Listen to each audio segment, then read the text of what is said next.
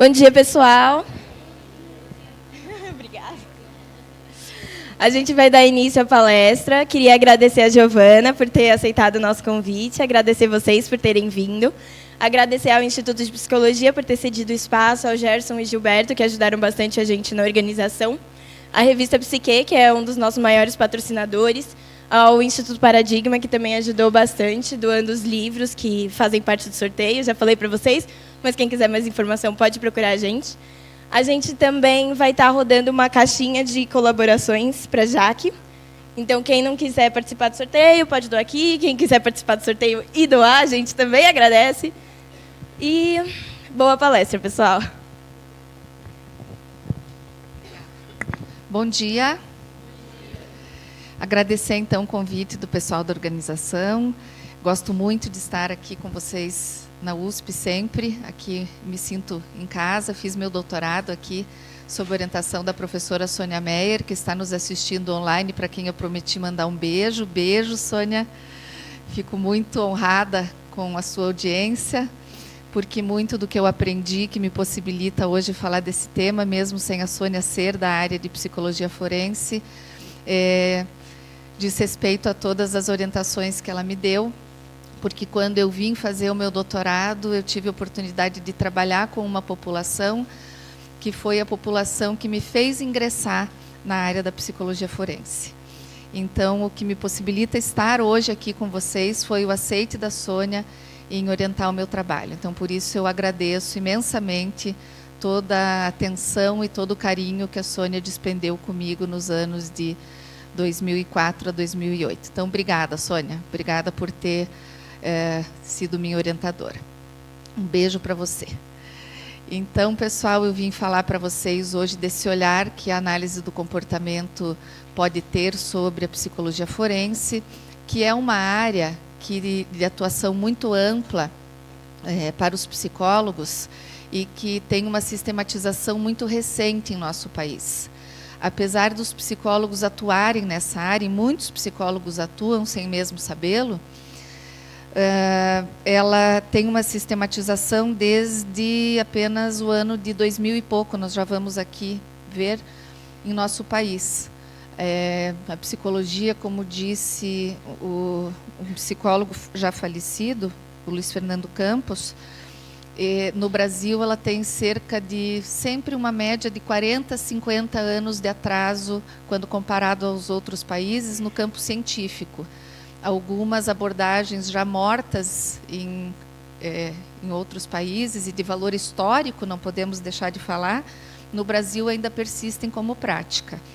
Eu não vou falar quais são para não ofender ninguém, porque não é o meu objetivo. Apesar de nós estarmos aqui no Jaque, eu até poder ter essa licença poética, mas não vou fazer isso. Então, porque hoje eu estou boazinha. Hoje eu acordei de bom humor, porque ontem eu cheguei aqui em São Paulo, fui jantar num restaurante maravilhoso, quem depois quiser saber o nome, é um restaurante de comida japonesa. Então, gente, antes de mais nada, eu gostaria de dizer para vocês que todo esse olhar que nós temos, ele vem do fato de que a psicologia forense, ela tem uma sustentação toda em pesquisa. Ela tem uma sustentação em ciência. Eu já estou falando lá do final, lá da construção que eu vou fazer da minha fala para chegar na conclusão dessa fala. Internacionalmente, quando nós vamos buscar material para desenvolver nosso trabalho, todo esse material tem uma linguagem científica. Então, quando as pessoas perguntam, tem que ser analista de comportamento, ou mais popularmente, tem que ser comportamental para trabalhar? Eu vou dizer para vocês que não. Mas qualquer periódico internacional que vocês peguem para ler, a pessoa pode até falar da abordagem multissistêmica. Vocês vão perguntar, multissistêmica é da sistêmica? Não é. Ela vai falar de uma abordagem que trabalha com todo o contexto onde as pessoas estão envolvidas. E o analista de comportamento faz isso. E a definição dessa abordagem, ela tem uma linguagem toda que cabe a nós, que cabe para nós. Quando eles falam de abordagem cognitivo-comportamental, eu me lembro lá do Jean Leonardi, quem sabe alguns de vocês já tenham lido alguma coisa do Jean, que vai nos mostrar que as publicações de cognitivo comportamental de práticas baseadas em evidência, na verdade, tratam de um grande guarda-chuva que falam de princípios analíticos comportamentais, o que nos deixa muito confortáveis. Então, o importante aqui é saber que na análise do comportamento, que na psicologia forense, nós precisamos ter essa linguagem científica. Nós precisamos falar de forma clara para que os operadores do direito nos compreendam. E mais do que isso, nesta área nós precisamos fazer uma coisa que a linguagem vernacular, ou seja, a linguagem do senso comum, a linguagem com a qual nós nos comunicamos com o grande público, explica muito melhor do que nós podemos falar em termos behavioreses. Então pode parecer uma frase meio chula que eu vou usar para vocês, mas é assim, ó, junto ao direito nós temos que matar a cobra e mostrar o pau. Certo? É isso que nós temos que fazer. E a análise do comportamento nos permite fazer isso por meio da descrição das contingências, que nós sabemos fazer ou deveríamos saber fazer de forma muito clara. Tudo bem? E aqui eu abro um parênteses para fazer o primeiro psicomarketing para vocês, porque afinal de contas eu fui liberada pelo meu programa para passar uma manhã aqui com vocês.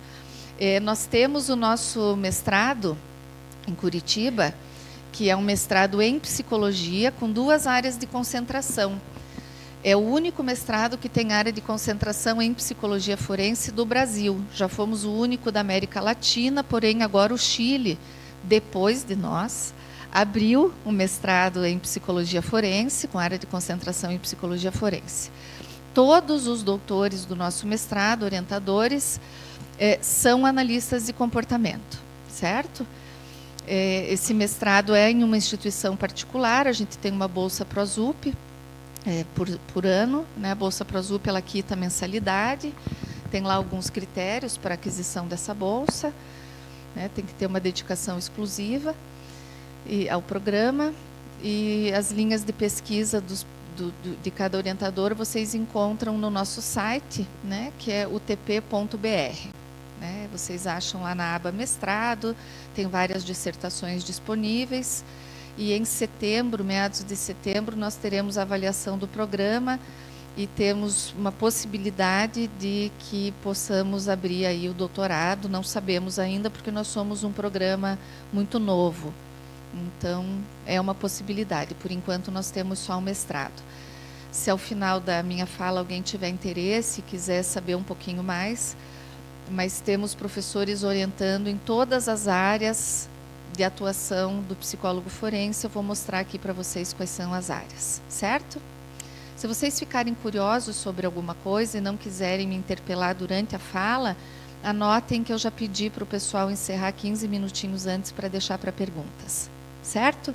Se eu estiver falando muito rápido, podem fazer assim que eu vou entender esse mando como fala mais devagar, porque quando eu fico animada assim, eu desato a falar, tá bom? E eu estou muito animada.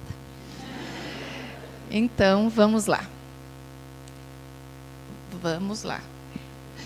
Então, a psicologia forense, como vocês já puderam compreender, é uma área de interseção da psicologia com o direito. Eu não vou ficar lendo slide para vocês, até porque eu sei esses slides de cor, e com qualquer área do direito. Então, eu posso ter psicólogos forenses na área trabalhista? Posso. Na área da família? Posso.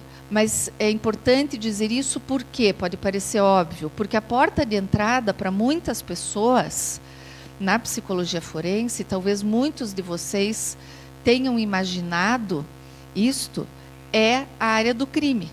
Muitas pessoas, quando pensam em psicologia forense, pensam no crime. Então, eu já vou mostrar isso aqui para vocês, certo? Então, esta definição talvez seja mais importante e faça link com o que eu comecei a dizer para vocês. Vejam lá.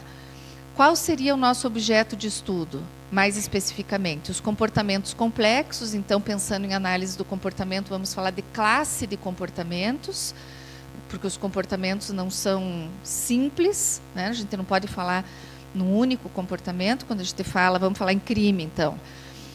Quando eu digo que o indivíduo cometeu um crime, eu falo de uma grande classe de comportamentos. Eu falo de um homicídio. Não existe um homicídio igual ao outro. Tenho que descrever esse homicídio. Então, comportamentos complexos que ocorrem na interface com o campo jurídico. E é importante dizer que não há uma submissão, não há uma subordinação da psicologia ao direito. E para quem pode achar que existem sim, quando você tem um concurso público e você tem um edital, as atribuições do psicólogo, e isso não quer dizer que o psicólogo é subordinado. Existe sim a descrição do que esse psicólogo fará no campo jurídico e pode sim existir uma hierarquia.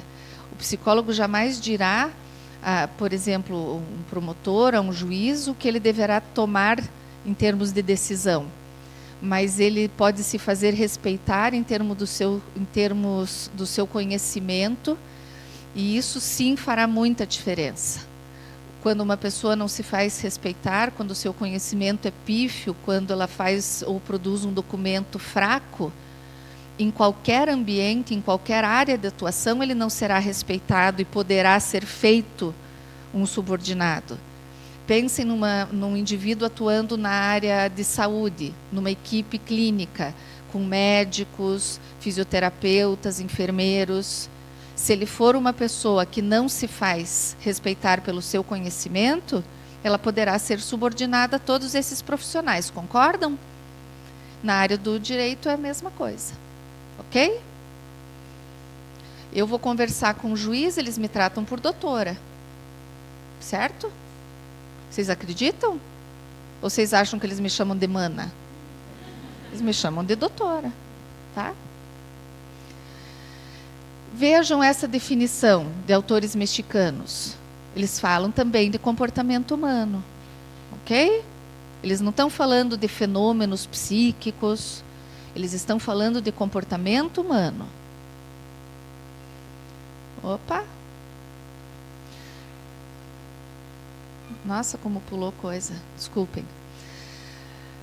Eu falei para vocês que aqui no Brasil a sistematização dessa área ela se dá nos idos de 2000. Aqui nós temos a primeira associação de psicólogos que formaliza, sistematiza e diz quais são as atribuições, os deveres e os direitos do psicólogo nessa área. A Associação de Psicólogos Americanos, em 1970, que logo em seguida também começa a publicar os primeiros periódicos dessa área, que eu já vou mostrar quais são. Exatamente, se eu não me engano, há 6 ou 8 anos depois, eu não sou muito boa para datas, e acho que isso não é a questão mais relevante, apenas esse ato de cerca de 30 anos para que a gente entenda como nós caminhamos muito pouco. E muito lentamente, e por isso é preciso implementar e fortalecer essa área em nosso país para imprimir seriedade na nossa profissão. E penso que isso acontece ainda na atuação geral do psicólogo e mais ainda na atuação do analista de comportamento. As pessoas ainda desconhecem muito o que o analista de comportamento faz, ou do psicólogo comportamental, tanto que ainda nas universidades os alunos ao adentrarem, isso porque não estou falando do público como um todo, estou falando dos acadêmicos de psicologia. Muitos ainda entram na universidade, acham que o psicólogo comportamental só trabalha com animais, com ratos brancos, que dão balinha para os clientes, batem palma como se fosse uma foca, não é? Dizem muito bem, parabéns, não é isso? Dão confete, sabe o confetinho? Hoje não é mais a marca confete, balinha, que seja. Como que é? MM, é que MM é caro, tem que ser mais barato, né? Tem que ser aquele mais vagabundo. Então, enfim, mas há esse desconhecimento. Ou aquelas outras questões, é mais rápido, é só para fobia, certo? As pessoas desconhecem. Então, se a gente afunilar, e o grande público acha psicologia para louco, né? Quando vocês vão fazer psicologia, acredito que grande parte passou isso aqui. Não, tá, Deus o livre, não vai fazer psicologia, vai ficar pobre. Não, vai fazer medicina, vai fazer direito. Eu não vou pegar todas essas datas, não se preocupem, por favor. É só para vocês entenderem um pouquinho o percorrer.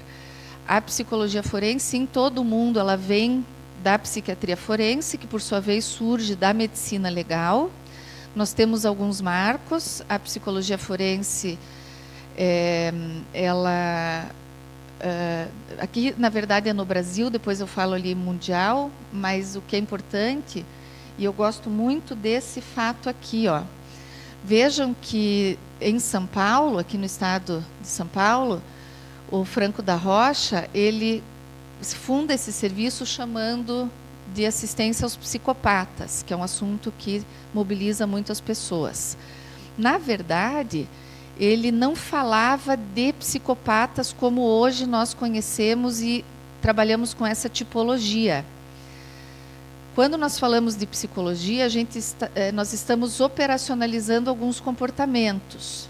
E vamos entender, enfim, nós estamos operacionalizando alguns comportamentos. Nesse momento, ele chamava a psicopatia, de psicopatia, o comportamento dos indivíduos que praticavam delitos muito, muito graves, com alto índice de violência, com alto grau de violência, e que eram considerados insanos. Então, era aquele cara que era considerado muito louco, muito violento, e que cometia aqueles crimes bárbaros, certo? Não havia ainda essa classificação nessa época aqui, 1897. Não é este psicopata de hoje, era o louco violento, insano, criminoso. Ok? Então, a principal função da perícia forense, vejam, do psiquiatra, era só para verificar a cessação de periculosidade. Então, cessou, pode soltar, pode liberar esse cara do manicômio, ele pode voltar, pode ser posto em liberdade. Era isso que era feito. E aí, vejam, Estados Unidos e Alemanha foram os berços aí da psiquiatria e da psicologia forense. Basicamente, com uma coisa que é pouquíssimo desenvolvida no Brasil, devido à forma como a nossa legislação está posta, que é a psicologia do testemunho. É diferente, né? Funciona diferente aqui. Então, aqui não se tem esse tipo de trabalho. Então, aqui, essa publicação é um marco, e esse indivíduo, Munstenberg, que vem da Alemanha para os Estados Unidos, é considerado o pai da psicologia forense. Ele vai trabalhar em Harvard, certo? Aí nós temos esse indivíduo em 1911, que é esse nome bem difícil, que é o primeiro a testemunhar na Bélgica, num julgamento criminal. Então, como eu disse para vocês, não vou ler, certo? Aqui nós temos... Opa! Estava sem pilha? Não, é que eu gosto de fazer assim. Não gosto de passar rápido, mas eu gosto de ter o controle. Né, marido? Meu marido está lá atrás. Então, cadê? Aqui, desculpem. Não, é aqui, ó. Aqui nós temos o primeiro perito a testemunhar num tribunal. Aqui nós temos... Cadê o journal que eu queria mostrar para vocês? Veja, 77. Né? Esses dois periódicos existem até hoje, certo? E aqui nós temos uma área onde eu comecei a atuação, e aqui que eu disse para vocês que a Sônia começou a me orientar. Em 2001, a EPA reconhece a clínica forense.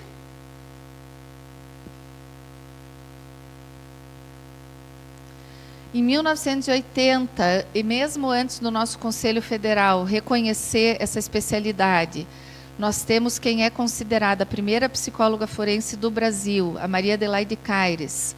Começa a atuar com a equipe do IMESC, de psiquiatras, como a psicóloga forense desta equipe, utilizando testes psicológicos em perícia. Em 1984, nosso Código Criminal passa a usar o termo de especialista, de testemunho de especialista, também para psicólogos, não apenas para psiquiatras, dizendo então que esses profissionais também poderiam dar testemunhos. E aí, vejam lá, apenas em 2001, quando a EPA está lá criando uma especialidade, é que aqui surge, dentro de uma resolução do nosso Conselho Federal, a questão da especialidade de psicologia, que eles chamam de jurídica. Não tem diferença nenhuma. Nosso grupo empreendeu uma grande pesquisa para saber se haveria diferença nessa terminologia. A grande diferença é a questão da língua, é uma questão da língua hispânica, que adotou esse termo. Algumas pessoas dizem que psicologia jurídica é mais ampla, forense é do fórum. Não existe psicologia jurídica nas publicações internacionais, nas publicações na língua inglesa, e a maior parte das publicações é na língua inglesa. Então, nosso mestrado adotou a terminologia forense, a CAPES aceitou isso, esse argumento de que a maior parte das publicações é com essa terminologia, e pronto, é isso, acabou.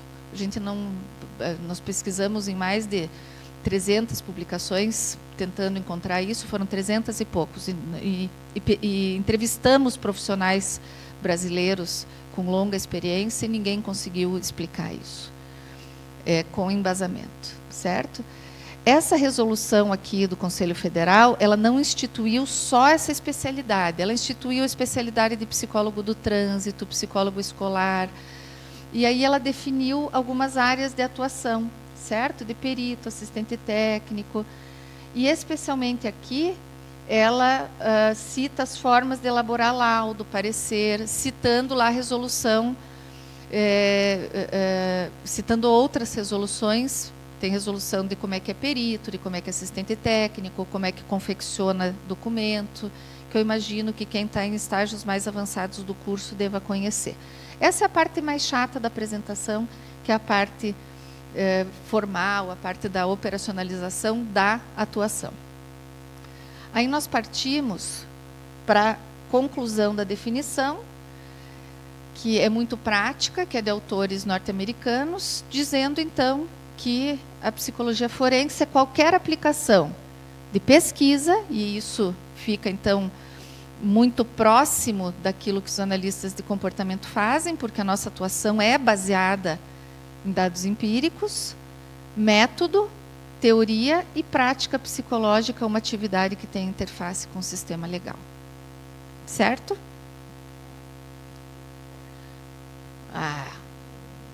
Calma.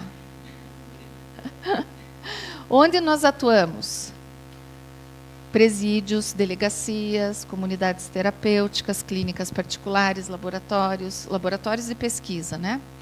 Clínicas, escolas, justiça restaurativa, fóruns, liberdade assistida, ONG, abrigo, CRAS, escolas. E aqui vocês estão vendo vários lugares que talvez vocês imaginassem que isso, ou não imaginassem que isso podia acontecer, certo? Mas vamos pegar aqui um exemplo. Gosto muito desse exemplo aqui. Abrigos ou instituição de acolhimento, né? Crianças que estão sob tutela do Estado. Como é que essas crianças foram parar lá? Retiradas de seus cuidadores. Por quê? Retiradas ou doadas por seus cuidadores, que são os casos menos comuns. E aí, o que acontece? Oi? Abandono. E aí? Maus tratos. Os maus tratos, elas são retiradas, que é a maior parte. Ou por denúncia, enfim, mas elas são retiradas. Quem é que fica responsável por essas crianças? O Estado. Quando eu trabalho com essas crianças, a primeira coisa que eu ensino para essas crianças, a primeira não, porque às vezes é preciso que elas tenham uma ambientação, que você precise dessensibilizar um pouquinho. Eu ou meus alunos ensinamos que quem é responsável por elas não é o pai ou a mãe social, não é o educador social do abrigo, é o juiz ou a juíza. Certo? Então, quando você faz um trabalho e o psicólogo ou assistente social responsável pelo abrigo pede um relatório, isso pode acontecer com vocês dentro da clínica escola. Vocês estão atendendo, essa criança chega para uma psicoterapia, vocês estão lá, dando seguimento ao procedimento de vocês, e um belo dia, assistente social que traz a criança diz assim: Ministério Público solicitou um relatório. E agora? Certo? Isso não é a psicologia na interface com o sistema jurídico, o sistema de justiça? Vocês sabiam que estavam fazendo clínica forense? Vixe, e agora? Vocês podem ser chamados para testemunhar alguma coisa ou para dar uma informação, para falar sobre o andamento da terapia da criança, para dar uma opinião se essa criança pode voltar para casa. Podem? Uhum. E pode dizer que não vai? Hã? Não. Porque o interesse sempre é o bem-estar da criança. Está lá no ECA. Tá bom? Então, ó, quem é que nós vamos atender? Vítimas, agressores, policiais, agentes da lei, né? Familiares. Então, qualquer pessoa que possa se beneficiar do atendimento do psicólogo. Certo? Nós podemos prestar assessoria para advogados, um caráter até pedagógico. O advogado não sabe bem o que está acontecendo, de repente ele acha que o cliente dele é vítima de alienação parental da outra parte, daí ele começa a perceber alguma coisa estranha, aí ele fica em dúvida, e ele te consulta, chama você para explicar para a equipe dele do escritório o que é isso, certo? E daí a gente cobra, Giovana? Claro. E pode cobrar bem, porque o advogado é rico. Tá bom?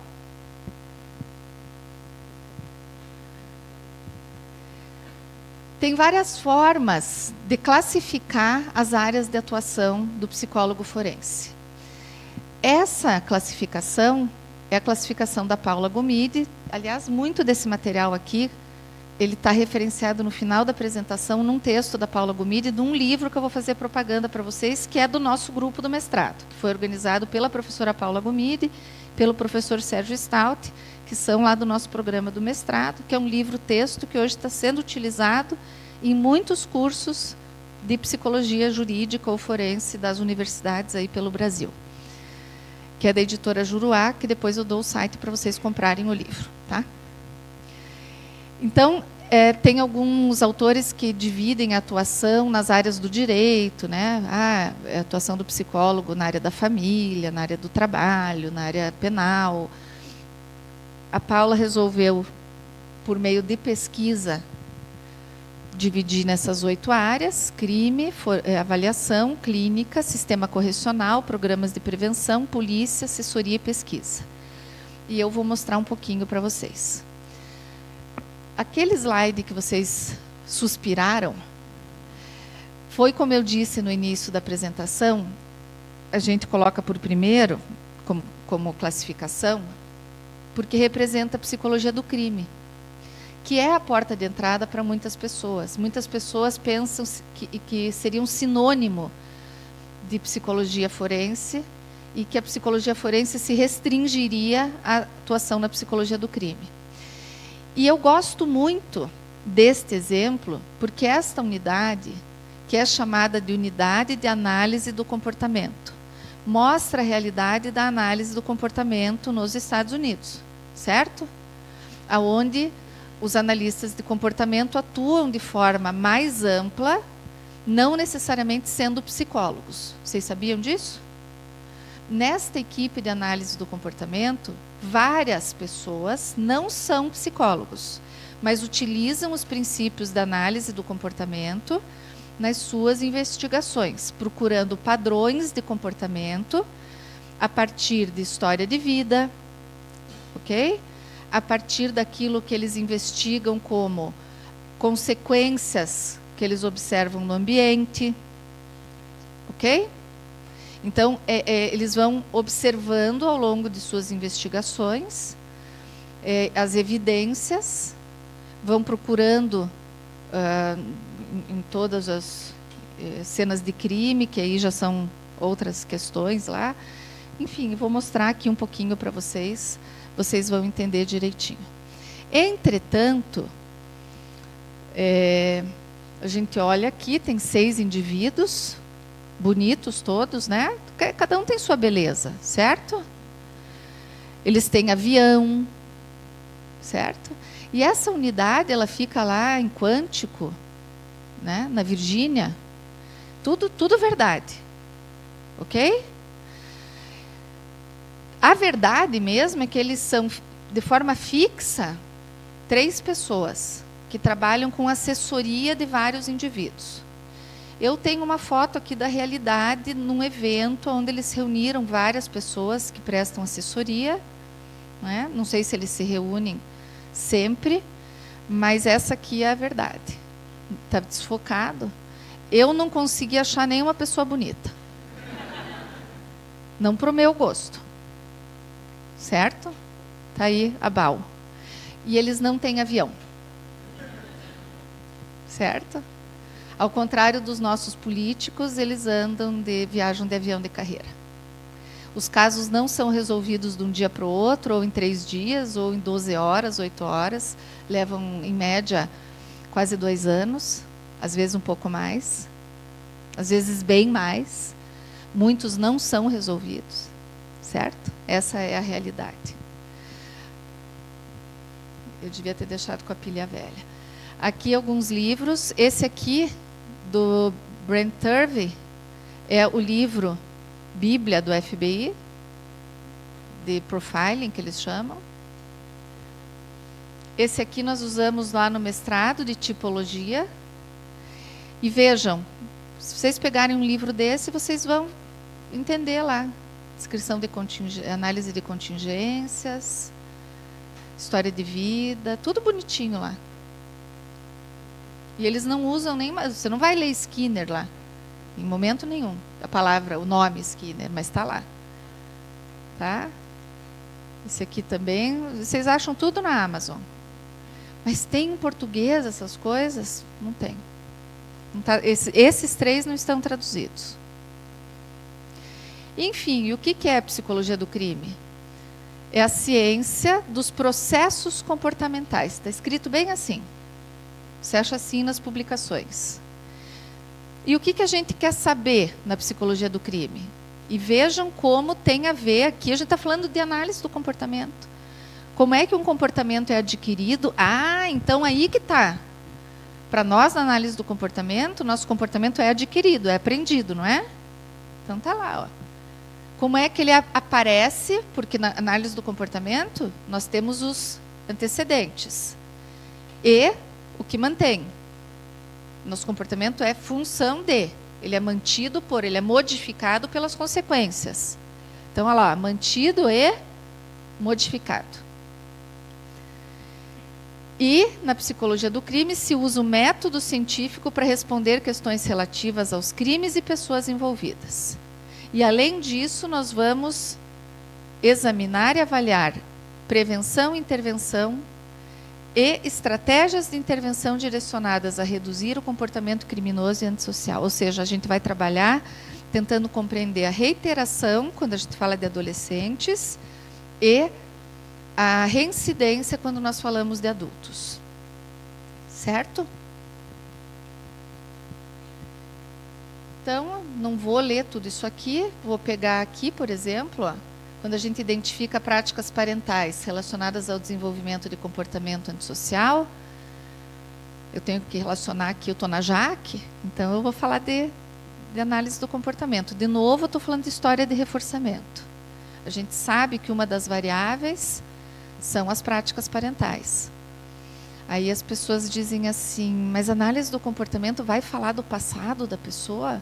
Mais um mito que nós precisamos corrigir nesse percurso. Certo?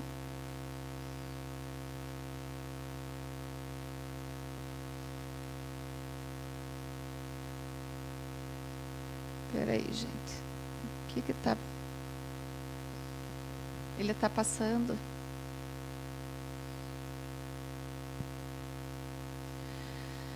Avaliação forense, outra área. A avaliação forense é o cerne, é o centro, é o pilar que sustenta a psicologia forense. Dificilmente nós atuaremos em alguma área da psicologia sem a avaliação forense.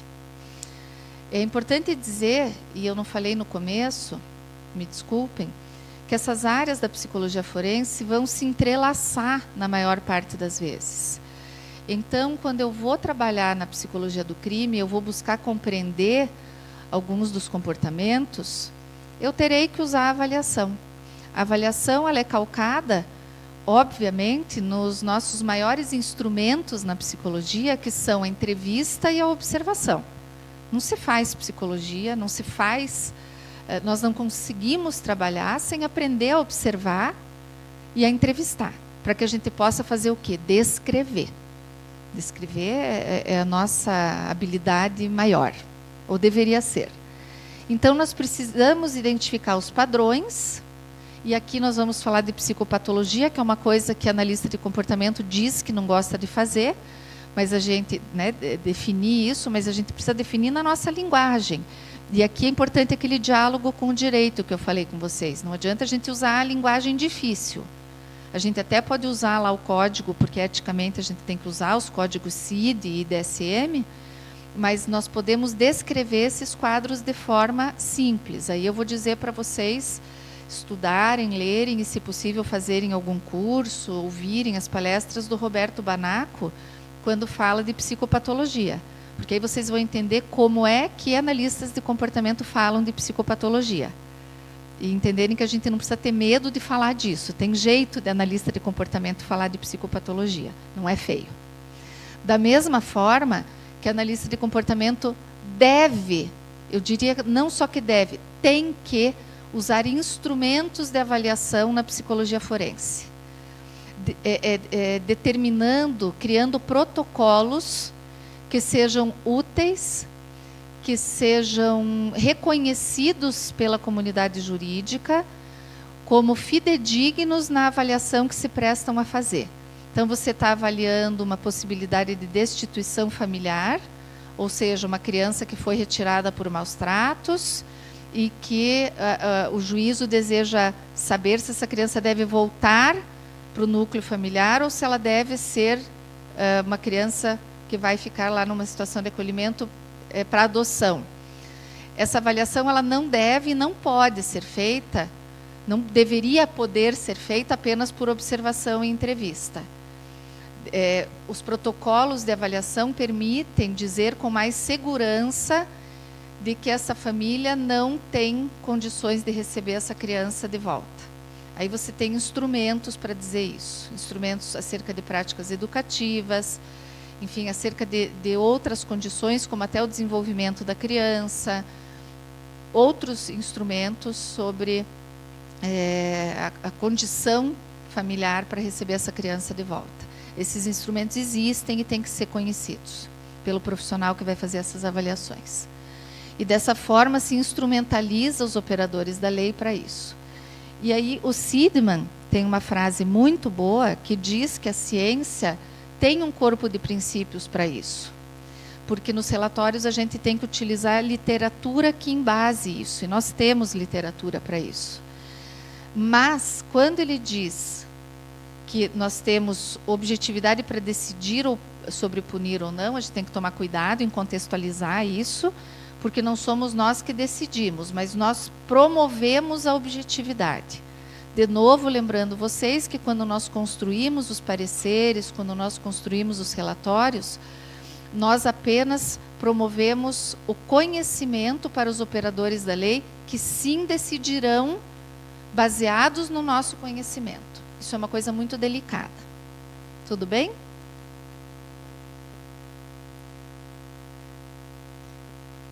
Eu acho que eu vou pedir para vocês trocarem para mim, porque está difícil.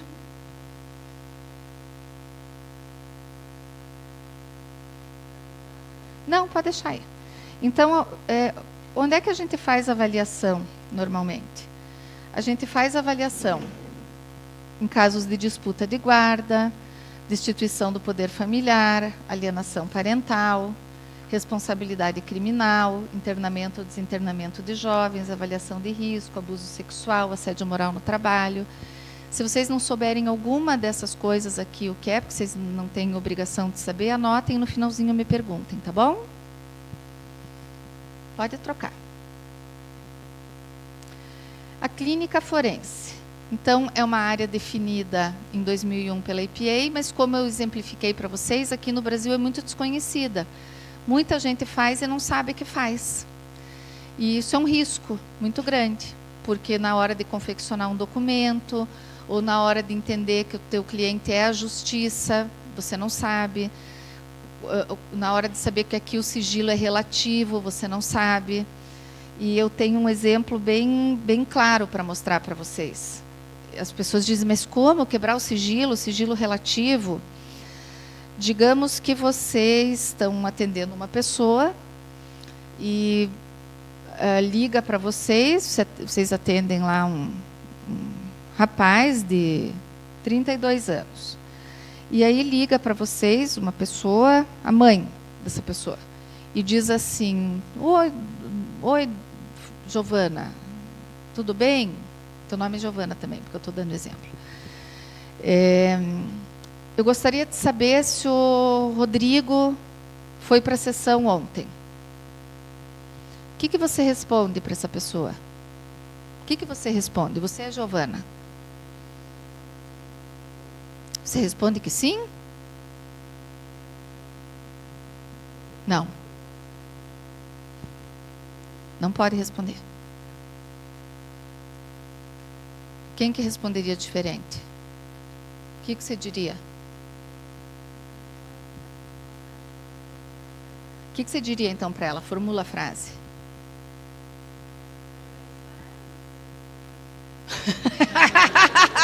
Ela é braba, muito bem. Você pode responder braba sim, não tem problema. Ela ia ficar brava com você também. Ela ia ficar, ou não, ou ela ia ficar com vergonha. É que daí, talvez ela diga, ele não foi. Pô, não sei. Mas dá para responder um monte de coisa. O fato é assim, vocês não podem dizer, tá? Porque você tem um contrato de sigilo. Mesmo essa pequena informação não pode ser divulgada, certo? Eu vivi uma situação esses tempos atrás engraçada, porque me ligou lá uma pessoa para saber uma informação de um adulto. E eu cometi um ato infracional, um ato infracional, sei lá, era um ato infracional. Que eu atendi o telefone dirigindo, que disse que não pode, né, nem no Bluetooth, eu atendi no Bluetooth. E aí a pessoa disse assim, aqui é fulano de tal. Quando falou que era fulano de tal, eu já disse, não fale, porque eu já vou ter que falar que você ligou para mim. Não diga, por favor. Eu falei, então já desligue, mas já vou ter que dizer. Mas não fale mais nada, porque tudo que você falar eu vou ter que contar. Não, mas eu só queria saber. Não fale, eu dizia. E a pessoa continuava falando. E eu dizendo que eu já ia ter que falar aquilo, né? Então, porque a gente tem o contrato de sigilo e o contrato do quê? Se alguém me ligar, se alguém isso, eu conto para você. Certo? E com a clínica forense? Com a clínica forense, quando você tem um encaminhamento do juiz, do Ministério Público, que o Ministério Público também pode fazer, você é solicitado, via de regra, a emitir uma declaração de comparecimento. Quase nunca eles pedem relatório. Relatório geralmente com criança, nesses casos que eu falei. Mas eles pedem uma declaração de comparecimento. Você pode dizer que você não vai dar? Porque o teu cliente é quem? É a justiça. Essa é a especificidade, essa é a diferença. E eles podem pedir mais. Eles podem pedir se a pessoa está tendo bom aproveitamento do processo. Porque o indivíduo pode ir sentar na tua frente e cruzar o braço. Então ele está indo, mas ele não está aproveitando. Essa é a clínica forense. Certo? E um outro problema, pode deixar aí mesmo. A formação para se trabalhar com esses casos, em alguns países, mais especificamente Estados Unidos e Canadá, as pessoas têm o registro, né, essas associações funcionam de forma diferente, e a pessoa no seu registro tem que ela é habilitada para fazer esse tipo de clínica. As pessoas têm mestrado e doutorado. E aqui, normalmente, vejam um exemplo que eu dei. Acaba na clínica escola, as pessoas não sabem o que estão fazendo e não têm habilitação para fazer isso. Aí dizem assim, mas como é que você vai fazer com o agressor que está indo obrigado, se tem que ter vínculo para ter psicoterapia? Se precisa existir estabelecimento de relação terapêutica com confiança, com uma pessoa que recebeu formação para isso, consegue fazer isso. Não é fácil, não é rápido, mas consegue fazer isso. Certo? Há evidências disso em várias pesquisas. Pode trocar. Então, oi.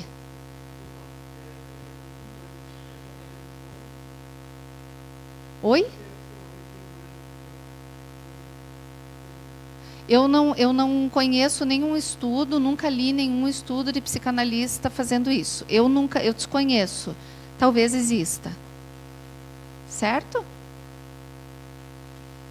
Então, isso aqui eu já falei, pode... E aqui tem um estudo, né, mais um psicomarketing, eu falei que ia fazer. Mas é só para mostrar para vocês. Aqui é uma parte da minha tese, que foi a tese que eu fiz com a Sônia, que mostra que é possível fazer isso. Tem outros estudos, por favor, isso aqui é para mostrar para vocês. Eu trabalhei com 11 infratores de alto risco, e com 8 eu tive resultados positivos. Tá? Com acompanhamento, com não reiteração, tenho contato com alguns até hoje, terminei meu trabalho em 2008, e consegui estabelecer vínculo, certo? E eu não tinha na minha amostra nenhum infrator com infrações leves. E todos tinham, né, eu falo reiteração, mas para vocês entenderem, era reincidência. Todos casos graves. Tá? Pode passar. No sistema correcional, a importância de se atuar, e é o que a gente escuta, é que o nosso sistema carcerário não funciona, não é? Então, nós temos lá o acesso ao número de rebeliões, nós temos pouquíssimos presídios industriais, e as pesquisas mostram o que funciona. Nós temos acesso aos programas que funcionam. Alguém assistiu a minha apresentação na semana acadêmica sobre os programas, que eu apresentei um programa com resultados? Internacionalmente, nós temos a amostra de vários programas. E os programas, muitos deles são com atividades que são baseadas em análise do comportamento. Treino de habilidades sociais, treino em comportamento moral, treino de escolarização, onde o indivíduo só passa para frente quando ele aprende. Certo? Bem com programação mesmo, bem bonitinho, porque é individualizado, ensino individualizado mesmo. Porque o indivíduo precisa, para sair do sistema carcerário, para a gente pensar em reintegração social, que é uma das coisas que pode ser feita no sistema carcerário, escolarização, ele precisa ter um emprego quando sair. Como é que alguém que sempre sobreviveu do crime vai sobreviver quando sair do sistema carcerário? Outra coisa que pode ser feita no sistema carcerário é pensar em trabalhar com o estresse dos agentes penitenciários. Também. Preparar os agentes penitenciários ou os educadores sociais que já entram e a primeira coisa que recebem é treinamento de segurança. Então, funcionam como carcerários, não agentes educadores, quando nós falamos de socioeducação. Nós também não temos o que? Avaliação, classificação e avaliação da população carcerária. Mas isso é rotulagem, não é rotulagem. Existe uma coisa que o Patterson, que é da abordagem socio-interacionista de avaliação de trajetória de comportamento antissocial, que também tem base analítico comportamental, que faleceu ano passado, mas é lá do Oregon Social Learning Center. O Patterson nos ofereceu um modelo no qual nós pudemos perceber o quê? O treino antissocial. Se você coloca um indivíduo dentro de um sistema, dentro de um local, que tem infrações, por exemplo, um determinado repertório antissocial, com o indivíduo que tem um repertório muito mais sofisticado, a gente falando assim parece simples, porque agora isso se popularizou. Mas acontece que, apesar de se popularizar, ainda é feito. Então, eles colocam lá, num ambiente, um cara que tem um transtorno de personalidade antissocial, que eu estou usando o termo transtorno só para vocês pensarem na complexidade, com um cara que não tem. Certo? Com um cara que é um criminoso ocasional. E esse cara, até por sobrevivência, tem esse comportamento selecionado e se torna, e adquire esse outro repertório. Aí sim, sai do sistema rotulado como um preso, como bandido, e com um repertório que ele não tinha. Tudo bem? Aqui tem a questão dos psicopatas no sistema. Psicopata não é transtorno de personalidade antissocial, é diferente. Isso é outro curso, vocês me convidam para outra já que eu venho falar de psicopata, tá bom? Coloquem lá na avaliação que vocês querem que eu venha em outra JAC, tá? Pode trocar. E então nós podemos fazer tudo isso aqui nessa área. Pode colocar lá, senão não vai dar tempo. Então vejam quanta coisa aqui, o manejo de estresse, né? Procedimento de triagem, o classificatório, para colocar na instituição apropriada, né? De acordo com a periculosidade, essas coisas que eu já falei. Pode trocar. Programa de prevenção. Isso aqui é o nosso sonho. Então, existem estudos que mostram crianças que saem de situação de acolhimento, principalmente meninos. O que o nosso Estado faz? Aos 18 anos, acabou. Desacolhe, né? Tira da instituição. Não tem para onde ir. Você quer perguntar? E muitos desses meninos com comportamentos antissociais, muitos deles usuários de substâncias psicoativas, muitos deles ingressam numa carreira de criminalidade. Então, não se tem prevenção. Outra coisa, mães, meninas, adolescentes, sem suporte social. Pessoas expostas a estressores ambientais graves. Enfim, nós sabemos as variáveis que estão relacionadas à criminalidade. Nós sabemos aonde nós podemos atuar com prevenção. Porém, não temos recursos financeiros e os governos não investem em programas de prevenção. As escolas poderiam oferecer programas de prevenção. Não tem nem giz, não tem nem cadeira. Os professores são mal pagos. Como é que nós vamos fazer isso? Temos o conhecimento e não conseguimos fazer. Temos conseguido fazer um pouco e sabemos de movimentos pelo Brasil por meio do quê? De pesquisa. Então, professores universitários, que seus alunos vão fazer TCC, vão fazer pesquisa, mestrandos, doutorandos, que vão fazer pesquisa em escola, e aí a gente vai plantando algumas sementinhas, tanto na área da psicologia social comunitária, quanto na área da psicologia forense. Talvez até alguns de vocês já tenham ido fazer estágios que conseguem desenvolver alguns programas de prevenção. Então, até capacitar mães gestantes professoras, para lidar com comportamento de risco, prática educativa, prevenção de abuso sexual, violência, comportamento antissocial, né? Vamos lá. Discutir com os legisladores, aqui a gente tem uma dificuldade muito grande, mas quando você consegue entrar, é importante, alguns escutam. Nós tivemos aí uma pequena modificação na Lei Maria da Penha, que vocês devem saber. Antes a mulher, ela podia retirar a queixa, não pode mais, porque os legisladores conseguiram entender, de acordo com a teoria, que era um fenômeno a mulher retirar. É um fenômeno psicológico.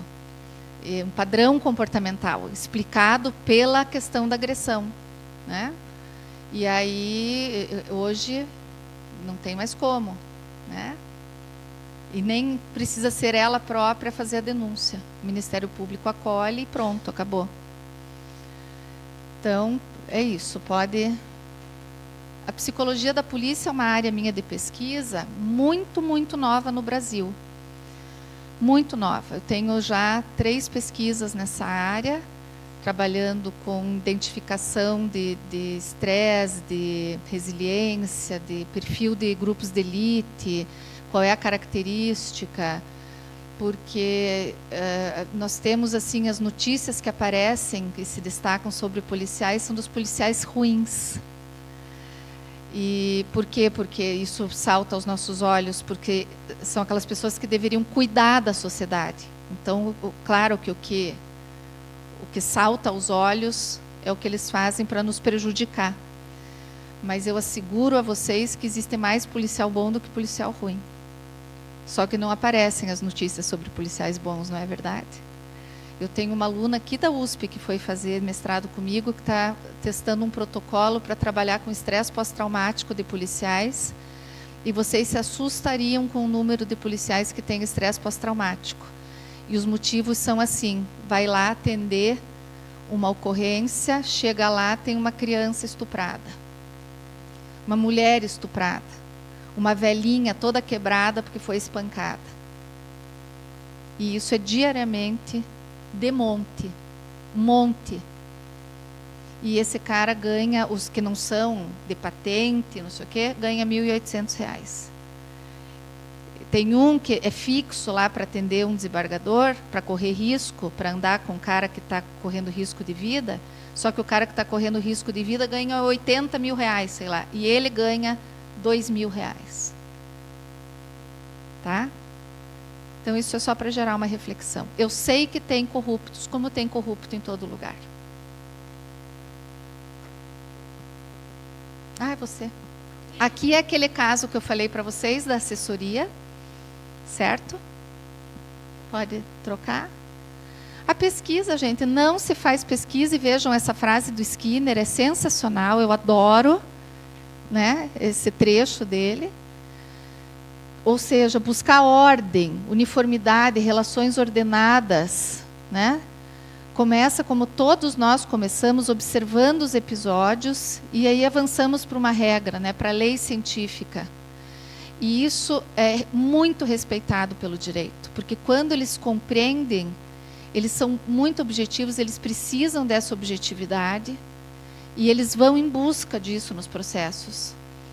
Eles vão em busca, eles começam a perceber padrões muito rapidamente, quando eles têm essas informações. Isso é muito importante. Essa linguagem clara, essa linguagem objetiva. Pode trocar. Então, para a gente ir terminando, estou no tempo, né?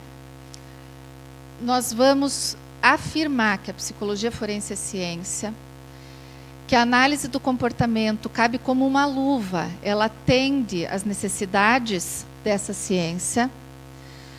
As particularidades, isso aqui é uma frase da Paula, que se referem ao envolvimento, quer dizer, essa apresentação toda baseada nesse texto da Paula, que se referem ao envolvimento dessa situação, dessa atuação com o sistema legal, elas precisam ser profundamente conhecidas.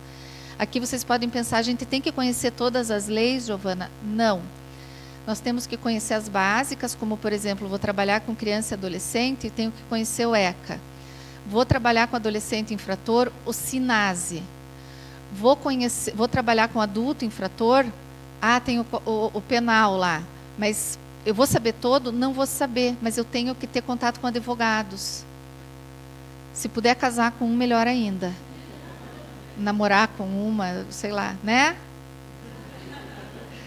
Então é ótimo você ter, né? É excelente você ter pessoas por perto, mas você pode ter amigos, você pode pedir orientação. Isso é muito importante nessa área. Vocês têm que ter tem que transitar com facilidade, enfim, você tem que ter essa intimidade, certo? Então, só volta ali no último para mim. Então, as implicações de uma prática atualizada e correta vai promover mudanças positivas, tanto no atendimento a agressores como vítimas e suas famílias, nas mais variadas áreas que foram apresentadas aqui para vocês, tá? Pode mudar. Aqui está o capítulo do livro. Esse é o capítulo do livro, e ali o livro. O livro é a Introdução à Psicologia Forense. O site para vocês comprarem é Juruá, Editora Juruá. Vocês colocam lá no Google, vai aparecer.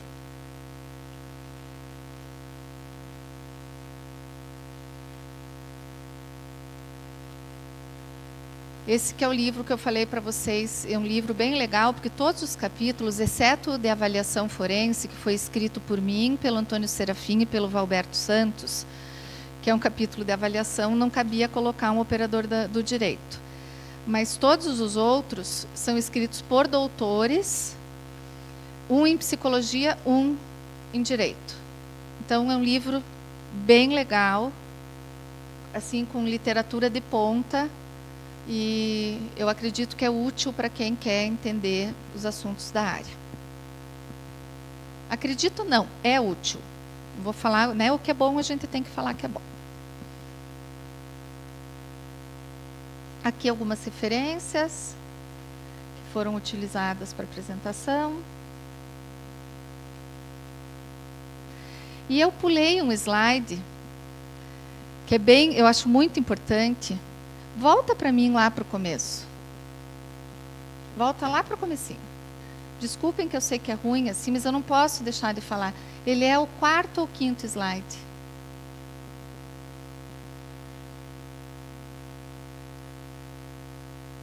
Ele pulou e eu não vi, agora eu vi, e eu fui sentindo falta dele. Esse. Eu vou depois. Eu vou terminar com ele.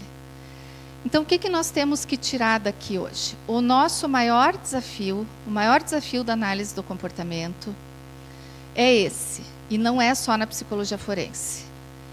É integrar a análise do comportamento aos diferentes temas da psicologia. Certo? O Todorov e a Hanna já falaram isso, vejam, não foi, né, fazem quase 10 anos, isso aqui é uma constatação muito importante. As pessoas não pensam que a análise do comportamento é aplicada a todas as áreas da psicologia. Vocês observem nas universidades que em muitas disciplinas, a não ser nas clínicas, os professores que ministram essas disciplinas não são analistas de comportamento. Como se na psicologia do desenvolvimento é só quem entende de Vygotsky que pode dar essa aula. Não é assim? Na psicologia da saúde, sei lá quem que dá. Mas não é analista de comportamento. E isso não pode ser assim. A gente tem que mostrar que nós podemos atuar em todas as áreas. Eu tive a possibilidade de trabalhar numa universidade, numa faculdade, onde 70%, sem brincadeira, do corpo docente era analista de comportamento. Era bem legal. Daí o nosso mestrado foi aberto em outra instituição. Então é possível. E acho que é apropriado falar isso numa jornada de análise do comportamento. Então, eu dei uma corridinha no final, mas mais uma vez eu queria agradecer o convite e queria me colocar à disposição de vocês para perguntas. O meu e-mail eu não coloquei aqui, gente, se alguém quiser me perguntar alguma coisa, tá no primeiro? Ah, tá aí, ó, giovanarrocha.utp. Obrigada pela atenção de vocês.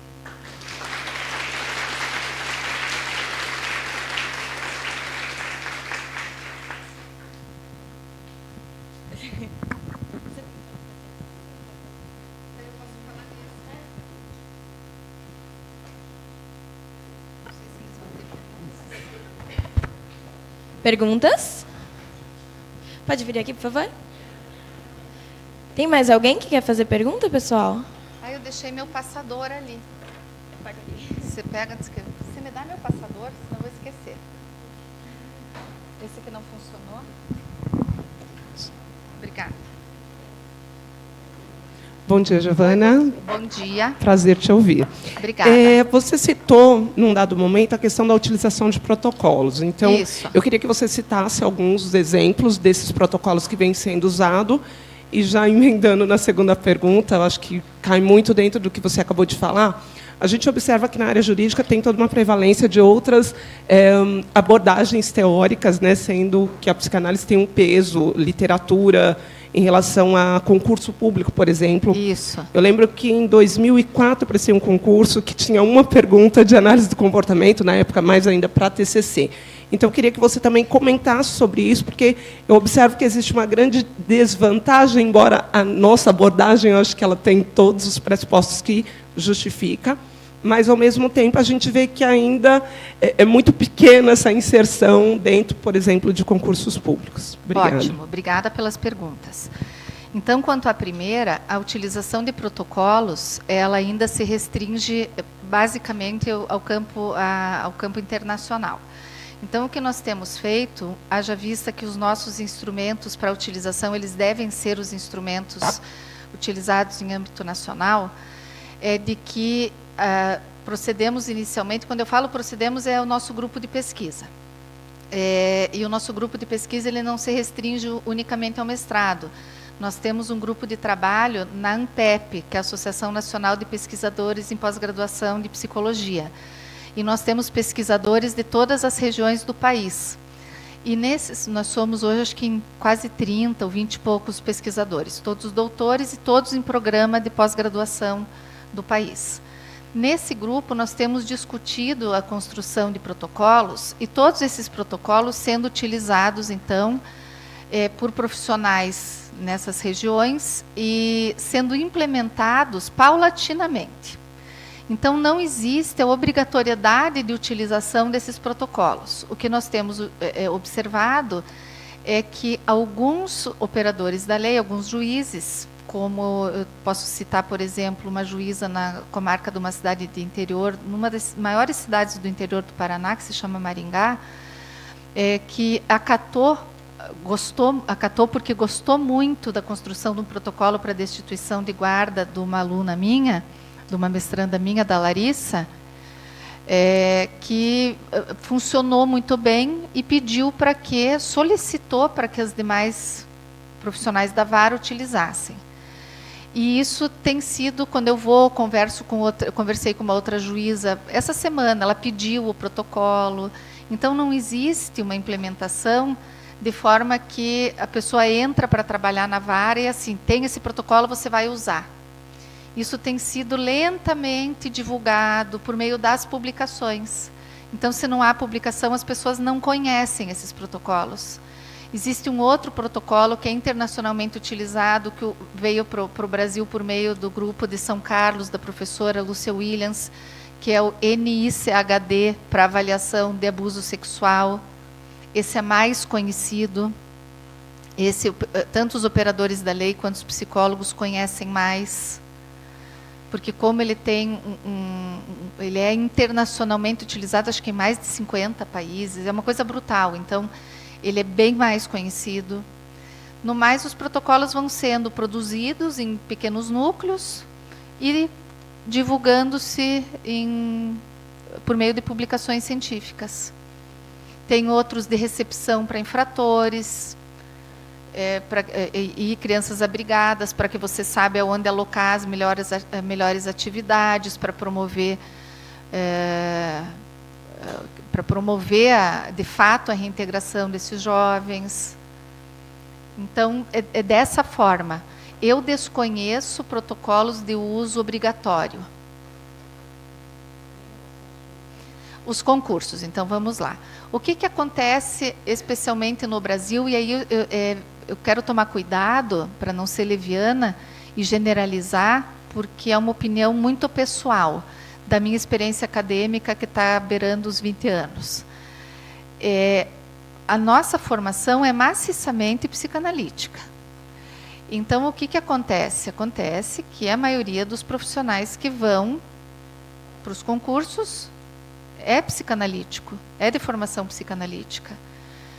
E aí a aprovação me parece que é a maior de fato nessa área, me parece que as pessoas que constroem os concursos são dessa área e passam a atuar com esse embasamento. O que eu percebo quando nós temos contato com o judiciário?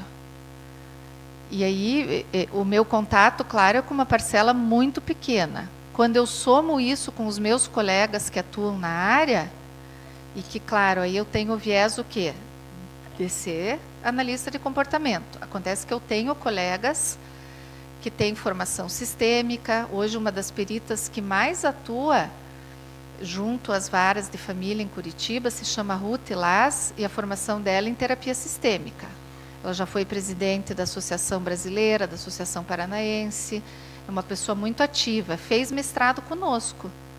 E hoje a escrita dela é uma escrita que você não distingue que a formação dela é sistêmica.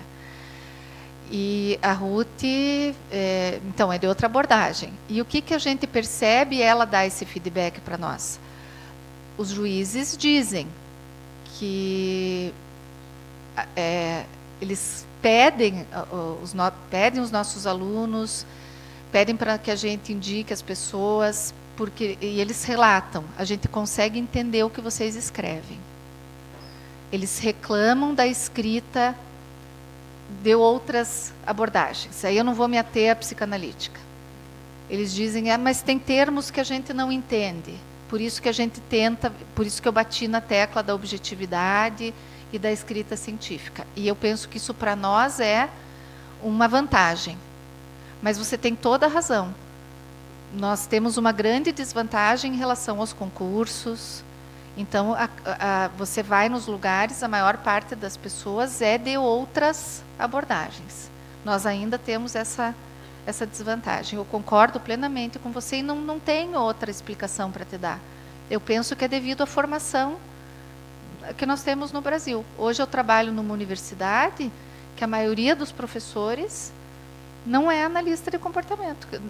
Nós temos a matéria de fundamentos de análise do comportamento, análise experimental do comportamento, com uma carga horária baixíssima, e terapia analítico-comportamental, com uma carga horária baixíssima. Só isso. E os nossos professores não dão outras matérias. Não, dão, mentira, eu dou psicologia forense. Imagine, e desculpe se eu não consegui responder integralmente o que você perguntou. Mais perguntas? Eu tenho uma, então. Oba! Você comentou um pouquinho sobre a formação de vínculo e aí falou um pouco sobre adolescentes que às vezes vão até você e ficam lá e não falam muito e que você tem que ver o aproveitamento deles. Eu queria saber um pouquinho mais da especificidade da construção de vínculo nesses casos. Tá. Eu tive pouquíssimos casos onde houve recusa em falar. Pouquíssimos. Difícil até lembrar onde eu tive muita dificuldade, porque quando você expõe que você reconhece a dificuldade do indivíduo estar ali, mas que você representa esse sistema legal, que você representa a agência de controle e justiça, que você compreende essa falta de opção, mas que esse indivíduo pode aproveitar esse espaço de alguma forma, e que você na verdade, esse indivíduo pode, num primeiro momento, achar que ele vai te enganar ou que ele não vai fazer nada. E que você, inclusive, compreende isso. Porque nós temos que compreender que esse indivíduo... que deve ser muito ruim estar nessa situação. Eu acho que nenhum de nós gosta de estar numa situação de obrigatoriedade, trabalhando uma coisa que você não acha que é necessário trabalhar. Não é verdade? E, de alguma forma, dentro do estilo de cada um de vocês como terapeutas, nós conseguimos deixar isso claro para o indivíduo, explicando quais são os objetivos desse trabalho, como é que a clínica forense trabalha. Parece que isso faz com que o ambiente vai ficando um pouco menos aversivo, porque a pessoa chega numa condição, num ambiente de altíssima aversividade. E, de alguma forma, quando você desenvolve essa habilidade, parece que a hostilidade do indivíduo diminui. Porque nós estamos falando de infratores, é completamente diferente de vítima. Certo? Parece que essa hostilidade, paulatinamente, vai diminuindo. Para cada indivíduo vai funcionar de uma forma. Certo? Mas essa leitura do ambiente ali na hora, via de regra, você já, que é outra especificidade. Quando o indivíduo vem, você já sabe quem é o indivíduo. E que com os nossos clientes não acontece.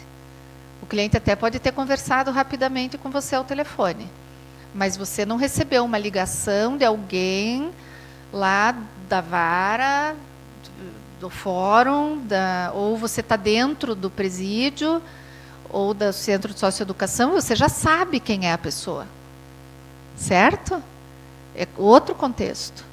Então, pode parecer uma insanidade o que eu estou falando, eu acho mais fácil. Tá? Obrigada.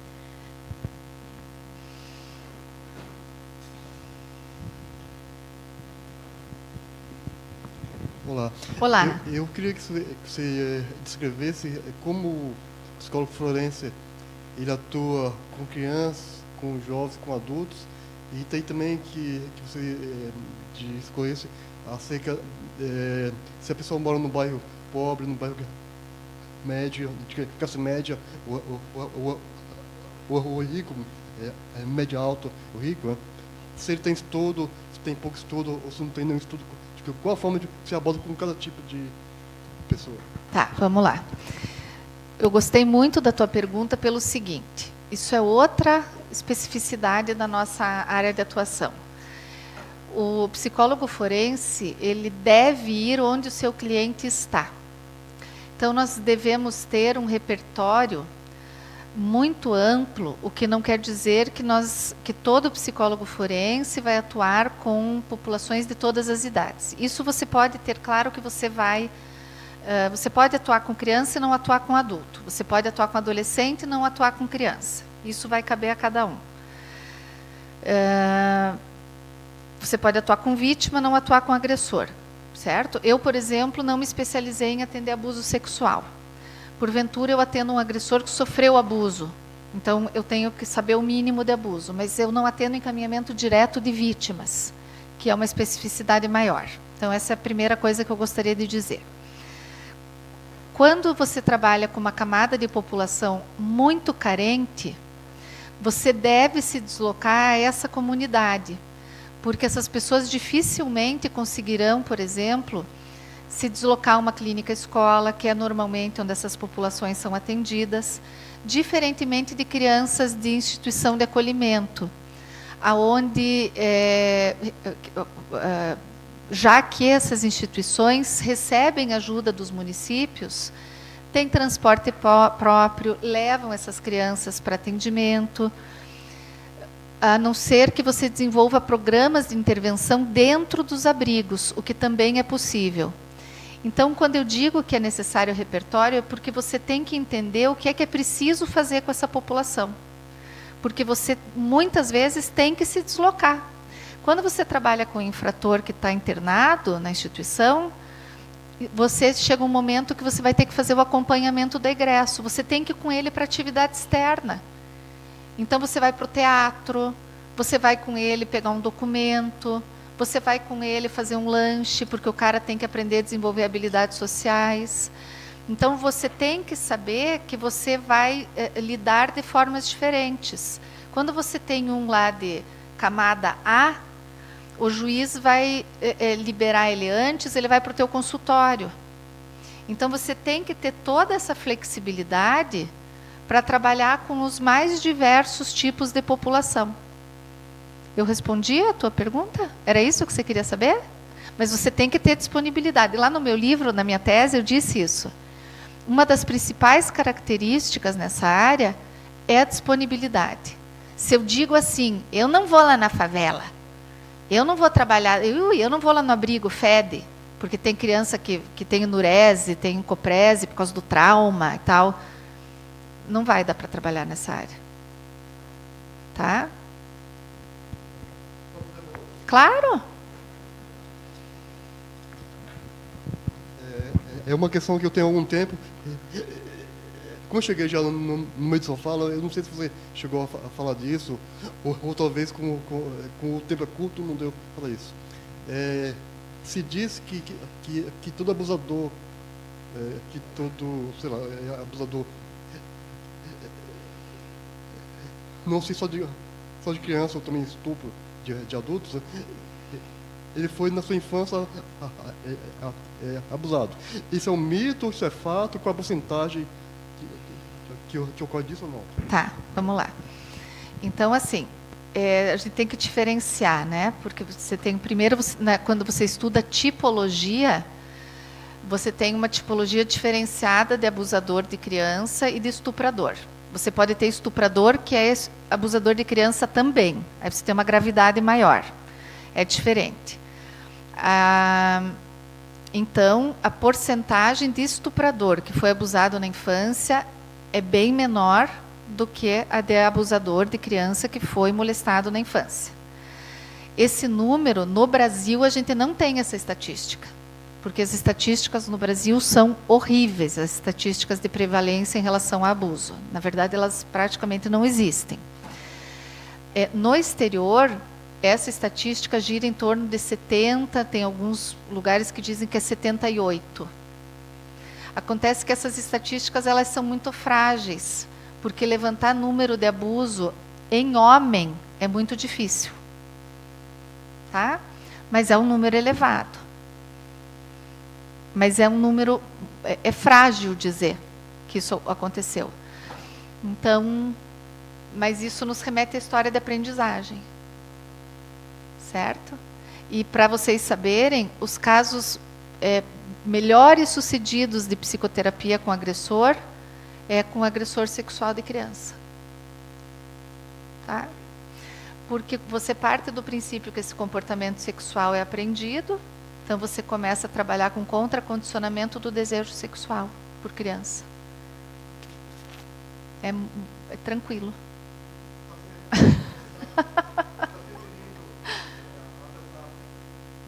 Não estou dizendo que é fácil, mas, desculpe, mas assim, a compreensão da aquisição do comportamento não é complicada, tá? Diga.